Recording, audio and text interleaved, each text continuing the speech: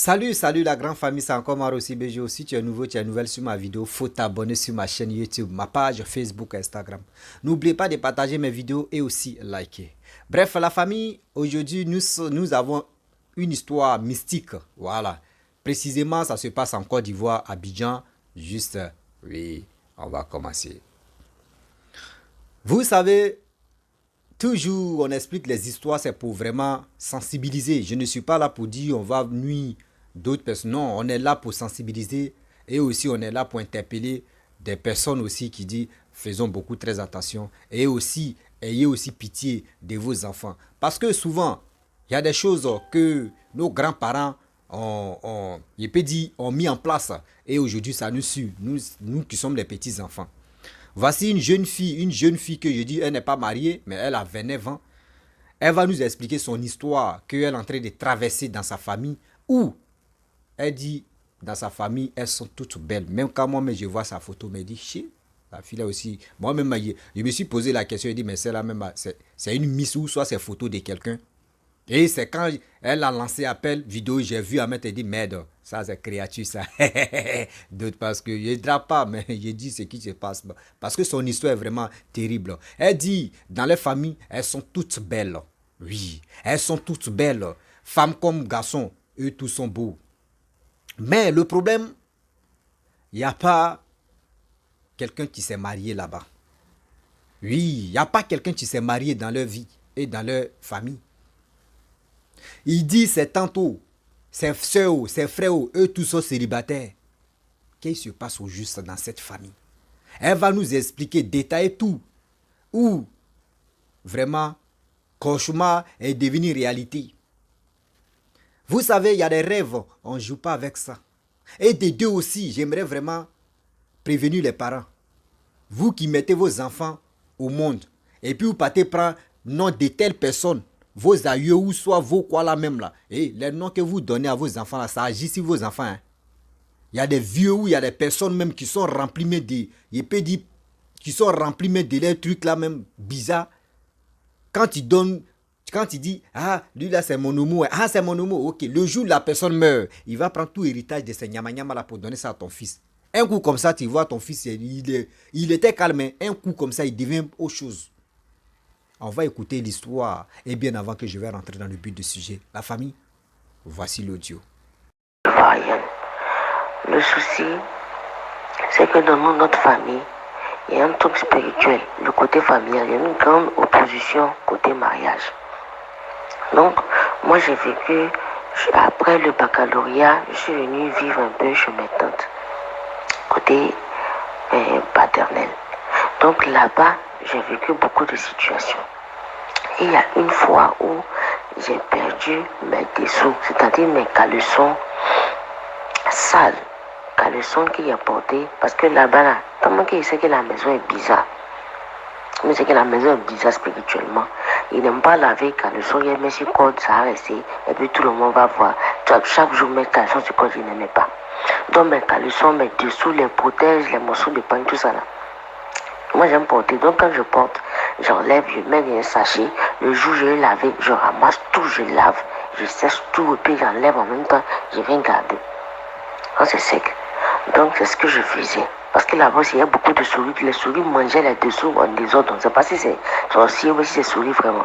Donc c'est comme ça que j'ai ramassé mes dessous pour laver. Quelque chose m'a dit dans mon cœur que dessous là, tu vas chercher, tu n'as pas trouvé. J'ai ramassé, j'ai mis tout dans un sachet ramassé. Je voulais laver avec mes habits et tout ça. Maintenant, j'ai eu sommeil. Donc, je me suis couché. J'ai dit, bon, je vais me coucher un peu, puis je vais me lever pour laver. Le sachet de dessous sale, là, jusqu'à aujourd'hui, ça fait plus de 3 ans. Je n'ai pas retrouvé les dessous. Et encore, un soir, dans mon sommeil, j'étais en train de dormir. Parce que moi, vers 4 h du matin, je me réveille pour prier. Parce qu'on est chrétien. Je n'étais pas trop endormie. J'ai vécu une scène comme si j'ai ma grand-mère, c'est-à-dire la soeur de la maman de mon papa, la tante de mon papa, qui est venue, qui est entrée pour venir, comme s'il m'assassinait, quoi. C'est un truc que j'ai vécu, comme si mon âme sortait de moi, je ne sais pas comment expliquer. Mais franchement, j'ai vécu un peu la mort. Et je priais fortement parce que c'est quelqu'un qui avait fait, la période, il a fait beaucoup de dons à l'église. Donc je priais fortement, je dis à Dieu, ne me laisse pas mourir. J'ai fait des dons à mes pasteurs, j'ai fait des dons comme ça. Et je me suis réveillée. Donc mon frère, quand je me suis réveillée là, ben, moi j'ai brillé mon sein un peu chaud. Ma grand-mère en question que j'ai vue pour venir me tuer là, je suis allée la trouver pour aller faire discours à elle. Et il était 5 heures par là. La dame, elle ne dormait pas. La scène dont je t'ai parlé, que j'ai vécue là, ça a duré plus d'une heure de temps. Ça a commencé vers 4 heures jusqu'à... Ça fait 5 heures que je me suis réveillée. Parce que moi, il faisait stage. Donc, je me réveillais un peu tôt pour me laver, pour aller au stage, pour aller au travail. Donc, je me suis réveillée. Vers 5 heures, quand la scène s'est passée, je suis sortie. Je viens de trouver ma tante en question, ma grand-mère en question, qui ne dormait pas. Chose bizarre. Je suis venue parce qu'elle ne dormait pas dans la même pièce que elle le jour là. Soit elle dormait dans la chambre de mon grand-père. Son frère, elle est partie dormir dans la chambre de son frère, elle. Donc, dans le songe, ou bien quand il dit qu'elle venue me tuer dans la scène, c'est comme si elle est entrée et puis elle m'a dit que tu es venu faire quoi ici? Il y a ce que tu as fait dans la chambre de ton grand-père. Et elle m'a tapé au pied. Et tout est devenu noir. Tout d'un coup, j'ai senti une lourdeur. Et je voyais comme mon âme qui sortait. C'est là qu'elle a commencé à prier. Tout ce que je voyais, c'était une lumière blanche. C'était comme si c'était moi et mon âme, un peu comme dans les films. Et j'avais senti une chaleur. Et puis, quand quelqu'un, son âme est sortie, c'est pas comme si c'est facile, hein, il y a une douleur. Donc, j'ai senti une douleur, comme si on était de faire sortir quelque chose de moi. Je ne sais pas comment je vais t'expliquer, parce qu'il faut vivre. Donc j'ai prié, jusqu'à me suis réveillée là. Je transpirais à grosses gouttes comme ça. Non, mais la colère m'a envahi. Donc je suis partie trouver ma grand-mère là. J'ai fait un long discours à elle.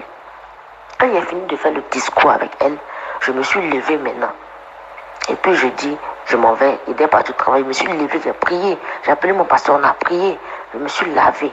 Et puis je suis allée au stage. C'était un vendredi. Mais quand je revenais du stage le soir, vers 20h, 21h, il y a un monsieur qui m'a suivi. Je ne le connais pas, je n'ai même pas su que quelqu'un me suivait. Maintenant, j'ai dépassé un mendiant parce que je suis sortie pour faire un retrait. Il n'avait plus d'argent sur mon nom, il voulait faire un retrait. Je suis passée dans au moins 4 coins comme ça. Les 3 premiers coins, on m'a dit qu'il n'y avait pas d'argent. Donc je suis partie dans le dernier coin, j'ai pu avoir l'argent. Et j'avais l'argent dans ma main, je marchais. Et j'ai vu un mendiant. Le mendiant me demandait l'argent. Donc, dans mon cœur, il dit, bon, tous les jours, moi, j'aime donner au mendiant, que le s'il n'est pas donné, ça fait rien. Mais quelque chose insistait dans mon cœur pour dire, mais tu as monnaie dans ta main, tu as 500 dans ta main. Donne au mendiant, tu as 500 dans ta main comme ça. Et puis, j'ai donné au mendiant. Je te jure, mon frère, dès que j'ai dépassé le mendiant, c'est là maintenant, le monsieur m'interpelle. Et le monsieur me dit que moi je travaille pour qui? Et puis moi j'ai l'argent. Que lui m'a suivi. Et puis moi je suis arrivé. Je suis passé dans 4 coins. D'abord avant ça, je suis parti à la pharmacie. Le monsieur m'a détaillé partout où je suis passé. Quelqu'un qui me suivait, je ne l'ai pas vu. Quelqu'un qui me suivait, non. Je n'ai même pas su que quelqu'un me suivait. Je marche, je traverse la route, je vais dans 4 coins, je regarde, il y avait pratiquement personne derrière moi. Mais lui me dit que lui m'a suivi tout ce temps. Et que moi je travaille pour qui? Pour moi j'ai l'argent. Moi d'arrêter ce que je fais. Et que lui va m'abattre le soir, il va me tuer. Mon frère, tu as dit c'est fini. Et quand il a comme ça parlé, j'ai pris peur parce que j'ai senti que c'est quelque chose qui était spirituel. Parce que c'est le même jour, à 4 heures du matin, où ma grand-mère avait essayé de me tuer. Et le même jour, à 20 heures, ça c'est plus rêve physique. Quelqu'un dit qu'il va m'assassiner, que lui, il va me tuer, parce que moi j'ai l'argent, parce que moi il m'a suivi, moi je suis passé dans 4 coins de retrait, moi je travaille pour qui? Et cette scène, il y a des gens qui peuvent confirmer. Et j'ai pris peur, j'ai commencé à marcher très vite, je priais de mon cœur, j'ai commencé à courir, je n'étais pas trop loin de la maison. Dieu merci. Et j'avais des voisines de la cour qui venaient attaquer devant la cour. Donc elles-mêmes là, elles ont entendu le monsieur parler. Le monsieur est venu même parler devant eux. Elles ont commencé à demander pardon. Non, elle n'a rien fait, pardon, il faut la laisser. Il dit, je vais la tuer. Elle se plaint pour qui? Elle a l'argent. Elle travaille pour qui? Pourquoi elle a l'argent? Pourquoi elle sort? Pourquoi elle paye les choses? Pourquoi? Commencer à parler comme ça. Dans mon cœur, il dit, ah, donc vous voulez me tuer en sorcellerie parce que vous vous dites que j'ai l'argent. Alors que moi, je suis passé dans 4 coins pour faire retrait, mais il n'y a pas eu l'argent. C'est dans le dernier coin, là, j'ai eu l'argent. Eux, ils pensent que tout ce qu'on a moi était de retirer là, c'est les sorciers. Ils ne voient pas en réalité. Eux m'ont suivi comme ça pour eux, là, c'est l'argent, je suis parti prendre. Donc c'est la jalousie. Et je suis arrivé devant la cour. Le monsieur parlait. Moi, il nous a dépassé. On l'a demandé pardon, il nous a dépassé. Mais quand il parlait, il attrapait derrière son pantalon. Tu as dit qu'il est armé, son arme est là. Parce que quand il dit qu'il va tirer sur moi, quand il parle, il attrape sa main derrière, tu as l'impression qu'il est armé. Donc, quand il a dépassé un peu, moi j'ai pris peur. Parce que tout ce temps, j'avais peur, je priais dans mon cœur. Et j'ai décidé de me lever pour rentrer dans la cour. Le monsieur revenait, j'ai dit, le monsieur là revenait encore sur moi. J'ai couru, je suis rentré dans la cour. Il avait fait discours devant la porte même. Ça là même, mais quand il s'est parti à la pharmacie, il y a ma tante qui partait voir. Ma tante en question qui partait voir là, c'est sa maman qui a voulu me tuer. Donc je partais la voir pour lui expliquer ça. Ben, nous on est prié, donc je voulais lui expliquer même la scène très bien. Et c'est comme ça que j'ai parti à Tekobé, et puis après je suis venu faire les retraits là. Donc, ma tante, elle-même, elle est revenue du travail. Elle a trouvé le monsieur devant la porte en train de parler. Et après, le monsieur est parti. Donc moi, je suis que c'était un truc qui était spirituel. Mes dessous étaient perdus. Ça avait duré. Après, maintenant, voici quelqu'un qui est venu me tuer. Un songe, ou bien je ne sais pas comment je vais dire, mais j'ai vécu la scène réellement. Ça, c'était vers 4 heures, jusqu'à 5 heures par là. Et le même vendredi, à 21 heures par là, je reviens du travail. Quelqu'un veut m'assassiner même en direct. Mais puis, c'était la première fois que quelqu'un me menaçait de mort, physiquement, qui veut m'assassiner, il va me tuer. Lui, il va me balle dans ma tête. C'était ses mots. Et donc, j'ai compris que là, à ce moment, je devais déménager de la cour. Je devais quitter la maison. Donc, je me suis apprêté. Le temps de quitter la maison, maman vend pain. Donc, maman, elle était venue avec pain d'une de ses clientes. Quand j'ai vu, j'ai aimé, j'ai acheté les pagnes, mais c'était 2 pagnes achetées dans sa main. Les pagnes là aussi, là, les 2 pagnes achetées dans la maison là-bas, les 2 pagnes là, jusqu'aujourd'hui, ça fait 1 an, ça a disparu, je ne sais pas où c'est. Donc j'ai déménagé de la maison. C'est pendant que j'ai déménagé là, les pagnes ont disparu, je ne sais pas comment ça a disparu de la maison. Donc j'ai quitté la maison, je suis venu vivre ailleurs. Maintenant aussi, tous les pasteurs, la vraie raison fondamentale même pour laquelle je t'appelle là, c'est que franchement, je ne trouve pas quelqu'un qui veut se marier avec moi. Parce qu'ils ont pris mes dessous, mes caleçons qui étaient sales. Il y avait mes sécrétions dedans, ça a disparu. Ça a disparu. Et là où tu me vois, je suis une très belle femme. Moi, même femme s'arrête, me dit que ah, ma chérie, tu es jolie. Enfant s'arrête, me dit que tu es jolie. Garçon s'arrête, me dit que quand je passe, les gens sont fins de moi. C'est-à-dire que dans la rue, on parle de moi, non, la vie là. Quand ils te passent, les gens, ils sont en groupe. C'est 1 ou c'est 2 personnes, ils te passent et disent ouais, on parle de ça. Mais où il te parle là, je suis célibataire. Il n'a pas trouvé quelqu'un qui a eu le courage de me dire ma chérie, il est venu vivre avec toi. Il est venu te marier. Non. Il n'a pas eu ça jusqu'à aujourd'hui. Donc, actuellement, il te parle, j'ai 29 ans. Et moi, ça commence à me faire peur. Donc, quand je t'écris là, c'est pour que... Parce qu'il y a eu des histoires. Il y avait un que son oncle avait enterré son passeport. Et il y a un pasteur qui a prié pour lui. Et le passeport a été retrouvé dans une tombe. Il y a une aussi qui dit qu'après de l'argent, elle est sortie avec un monsieur. Après, le monsieur l'a demandé le sang de ses menstrues. Donc, chaque fois, elle lui donnait. Et puis après, elle est tombée gravement malade. Après ça, on peut prier pour elle jusqu'à elle est guérie. Et puis, elle s'est mariée même, d'après le soir que j'ai écouté, que tu as raconté. Donc, je suis venue te voir. Vraiment, que tu peux raconter moi mon histoire. Dieu vont me contacter pour qu'ils vont prier pour moi. Parce que moi-même, mes propres tantes, les soeurs de mon papa, là, elles ne sont pas mariées. La grande soeur de mon papa, elle a fait un enfant avec un professeur. Le monsieur avait les moyens même. Le monsieur voulait la marier. On dit, le même temps où le monsieur voulait la marier, tout était déjà prêt. Le même monsieur est venu dire qu'il ne la marie plus. Pourtant, tout pour le mariage était prêt. Il y a ma tante qui est là, la cousine de mon papa, qui est là aussi dans la cour où j'étais. Et puis on m'a volé mes dessous, où on a voulu m'agresser, tout ça. La même tante là, elle là, depuis sa jeunesse jusqu'à aujourd'hui, elle va faire foyer les gens, on vient la déposer. Elle va faire foyer les gens, on vient la déposer. Où je te parle là, elle a presque 40 ans. Elle n'a pas enfant. Elle a plus de 40 ans même. Elle n'a pas enfant. Elle n'a pas de mari. J'ai une tante aussi, la soeur de mon papa. Elle a eu quelqu'un, c'est pas mariage même. On dit c'est d'autres, mais c'est quoi ils ont fait, mais je ne sais pas quoi. Elle est là à Abidjan, son mari au village.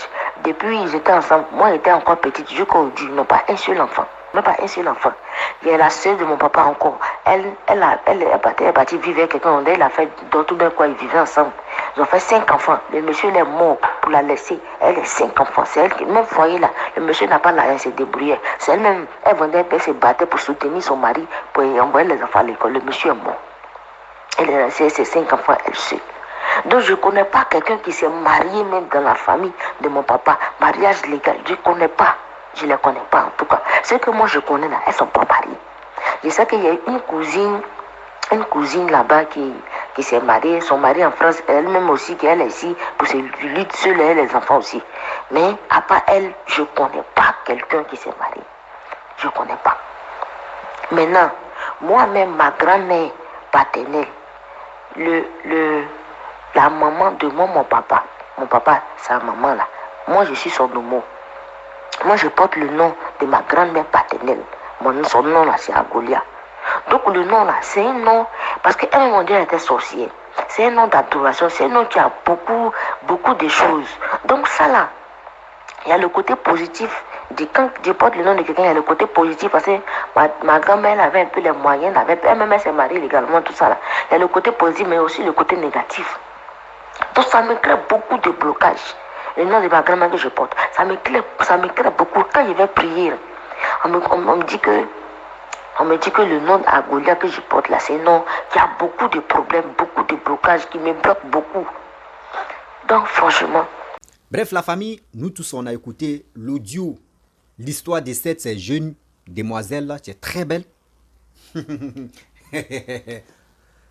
J'ai mal souvent quand j'écoute les histoires. Ma chérie, moi dans mes principes, ceux qui envoient les histoires, je vous dis toujours, arrêtez de dire votre intini, arrêtez aussi de dire vos noms et le nom de vos familles. C'est les 3 principes que j'aimerais qu'on respecte ça. Voilà. Le nom de ta famille, non. Toi-même, ton propre nom, non. Ton intini, non. Ben, hélas, elle a déjà dit son intini, elle dit hébreu, bon, ça passe. Vous savez très bien, dans son vocal, j'ai écouté quelque chose, tu m'as vraiment impréglé et tu m'as fait réfléchir. Vous savez, dans la vie, vous qui mettez, surtout nous qui mettons, surtout nos enfants au monde, arrêtez de prendre les noms des vieillards, les noms de vos oncles, les noms de vos parents, les noms de ceci, les noms de cela pour donner ça à vos enfants. Souvent là, vous ne savez même pas, à celui même que vous prenez son nom même pour donner à ton enfant là, tu ne sais même pas il est quoi, il est qui. Il peut être gentil devant toi, il monte ses dents blanches comme ça. Ah, bref, tu es là. Mais derrière là, tu ne sais pas ce qu'il pratique ou ce qu'il adore. Mais le jour où cette personne n'est plus en vie, ce qu'il adore, ce qu'il pratique là, il va donner ça à ton fils parce que quoi? Tu lui as dit non que oui, c'est son homo, tu es là. Voici cette jeune fille, ce qu'elle a dit, c'est en train d'agir sur elle comme ça.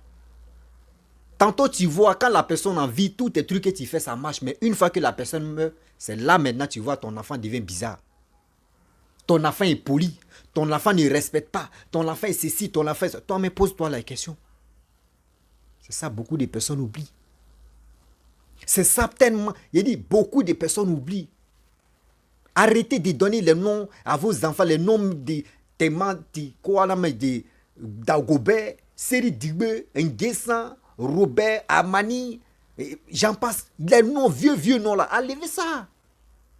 Si vous voulez, si toi tu es musulman, tu veux donner le nom de ton fils, il faut aller voir dans le Coran. Il y a les noms là-bas.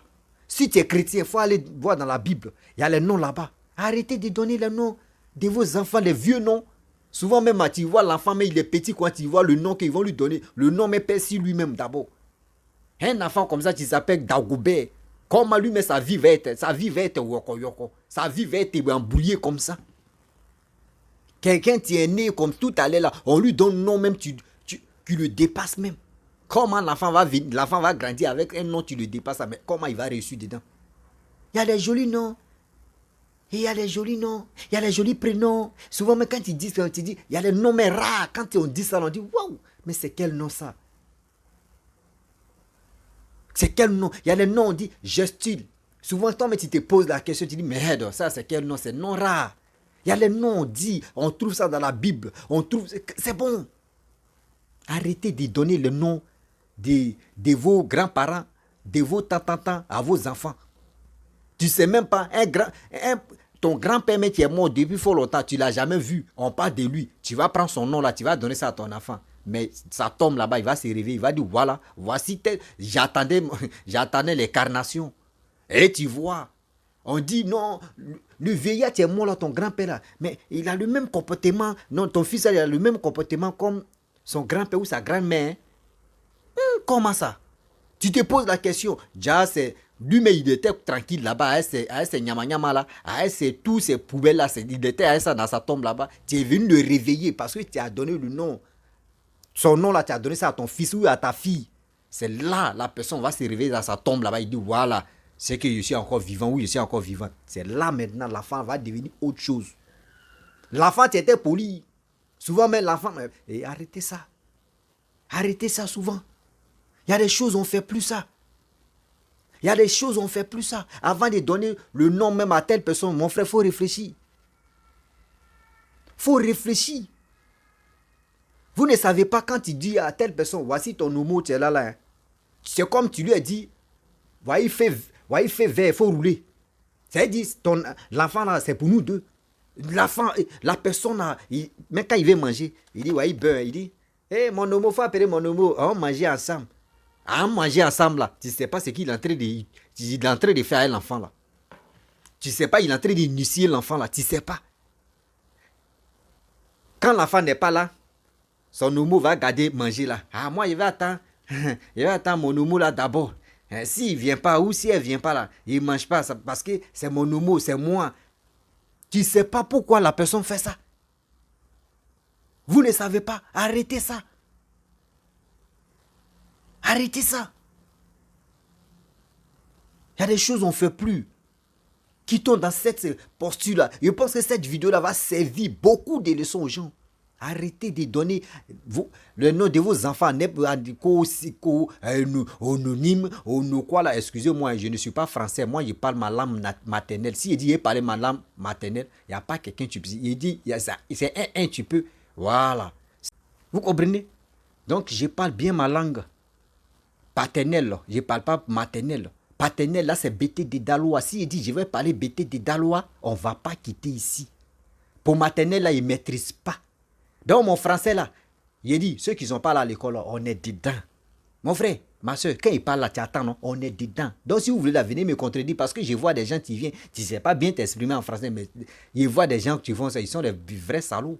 Parce que moi, je ne sais même pas m'exprimer en français, mais ce qui est pas là, c'est rentré dans ton cerveau. C'est pour cela que tu as dit, je ne sais pas m'exprimer en français. Est-ce que moi, je suis français? Est-ce que moi, je suis français? C'est pour cela que moi, j'aime les Guinéens. Guinée Conakry, là, eux, là, ils ont les sous-sous, ils parlent en sous-sous. Et ils ne sont pas là pour dire on s'est cassé dans le français. À quoi ils aiment les Maliens, là, eux, ils parlent bambara et puis ils avancent. C'est nous, Ivoiriens, là, quand tu décortiques et tu parles un peu le français, tu te trompes à mettre, on dit, non, tu ne sais pas parler français.